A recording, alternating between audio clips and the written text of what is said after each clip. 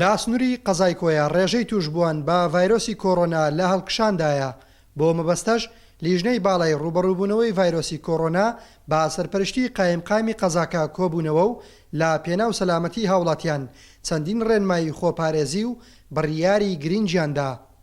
کۆبوونەوەکەمان ئەنجامدا لە کۆبوونەوەکە کۆمەڵی بڕیارمان دەرکرد کە پێویستە جێبەجێ بکرێت. یەک لە بڕیارەکان ئەوەیە کە ناو شار ڕێگەی هاتوچۆی سیارە قەتع دەکەین بۆ 3 ڕۆژ. بەیانیمان کردە پشووی فەرمی لە دام و دەستگاکان و هەروەها بۆ ئەو 3 ڕۆژە کۆمەڵە شوێنی تری وەکو هۆڵەکان و بۆنەکان و هۆڵ کافتریاکان و چاخانەکان و هۆڵە وەرزشەکان و ئەوانە دادەخرێن و مزگەوتەکان تەنها مامۆستای ئاینی بۆی هەیە بچێت لە وتاری هەینی بخوێنێتەوە. ئەوانەی کە نوێژ دەکەن بۆیان یە قەڵەباڵغی دروستکەن بچنە ناو مزگەوتەوە دەکرێت لە دەرەوە گوێی لێ بگرن لە وتارەکە.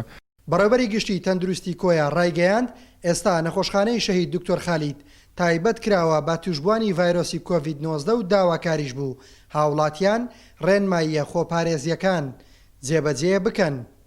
ئێمە پلانەکەمان ئەوەیە وەکو ئامادەکاری بە هۆکاری ئەوەی هەندێک کێسی پۆزتیڤمان زیاد بووە هەوڵ نەخۆشخانەی شەهید دکتۆر خالید ئەویشمان چۆل کرد بۆ ئەوەی دەخۆشی کۆرۆنای لێ داخل بکەین. ئیتر ئەوانەی نیشانەیان نەبێت لە نەخۆشخانەی شەهید دکتۆر خالید داخلیان دەکەین و ئەوانەی کە نیشانەیان هەبوو ئینشاڵڵە کە نیشانەیان نابێ دەیانگوازینەوە بۆ سەنتەری مات بۆ نەخۆشی گوازراوەکان. دوای ناماری وەزارەتی تەندروستی حکوومەتی هەرێمی کوردستان 26 توشببووی نوێی کۆڕۆنای ڕاگەیاند لە شاری کۆیە.